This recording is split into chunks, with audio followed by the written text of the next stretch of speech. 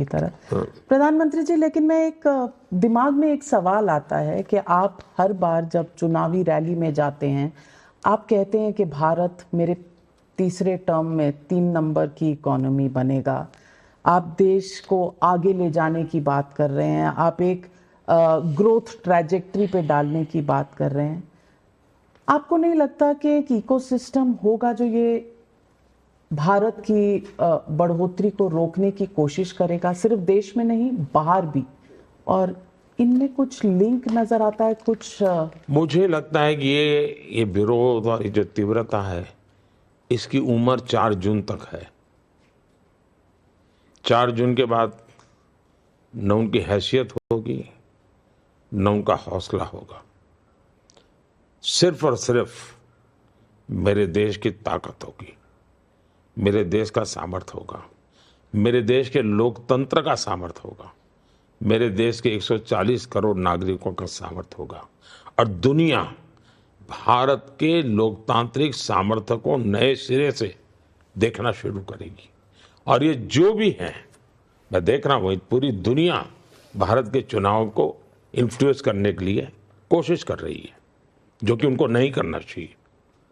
ये वो अपना ओपिनियन नहीं दे रहे हैं, अपना कमेंट नहीं कर रहे हैं, वो इन्फ्लुएंस कर रहे हैं।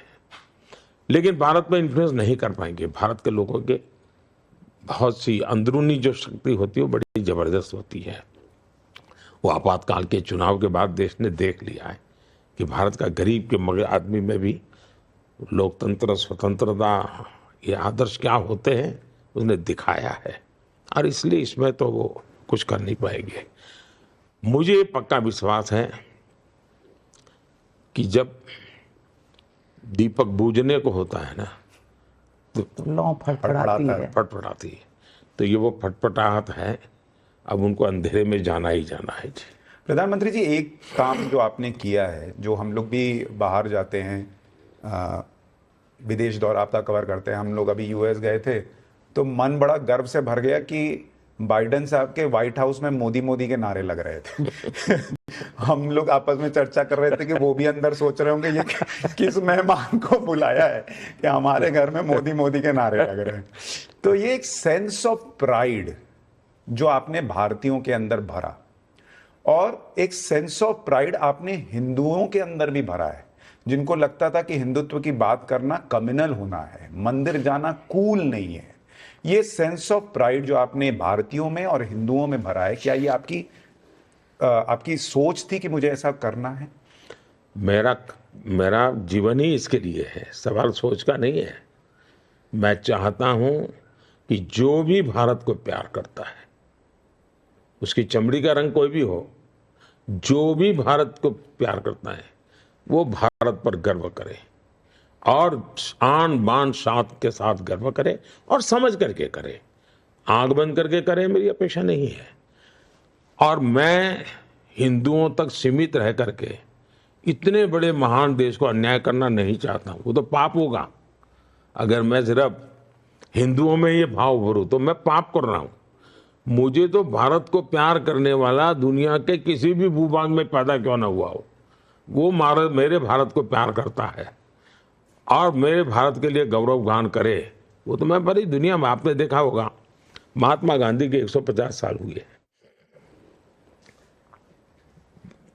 50 साल भी हुए थे, 100 साल भी हुए थे, इस दुनिया को पता तक नहीं चला।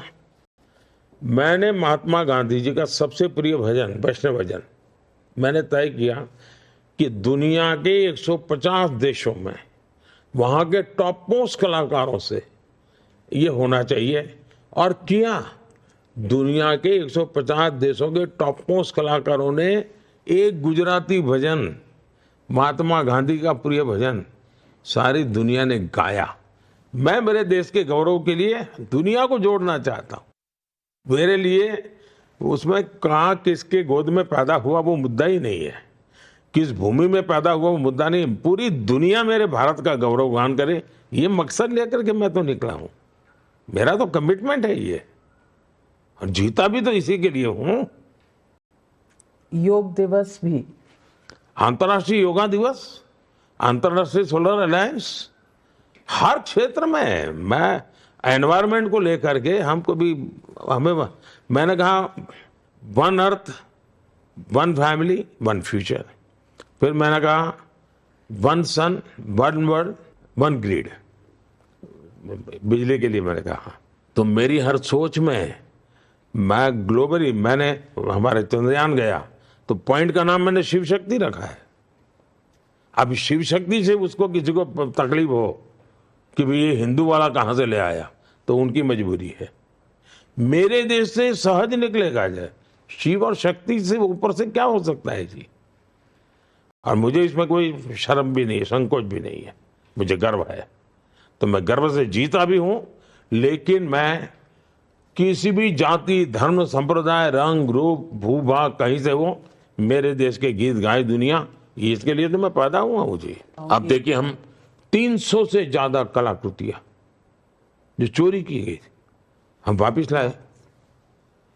अभी पहले भी हो सकता था जी, लेकिन हमने वो विश्वास दी।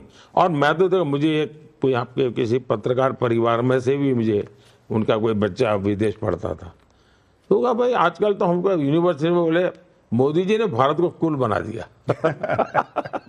ये बच्चे बड़े यूनिवर्सिटी में साथ से घूम रहे हैं जी। नहीं, कूल और स्ट्रॉन्ग दोनों बना दिया। प्रधानमंत्री, एक सवाल है जो कम से कम मुझे ट्रबल करता है, मुझे कहीं ना कहीं ये देखकर तकलीफ होती है। वो है कि जिस तरह का हम एक वाकया देख रहे हैं, Prajwal Revanna member of parliament रहे हैं, उनके पिताजी, उनके फार्म हाउस से एक महिला, एक हेल्पर मिली है कल, और जिस तरह के वीडियोस 2976 वीडियोस की बात की जा रही है, और वो आदमी भाग जाता है देश से।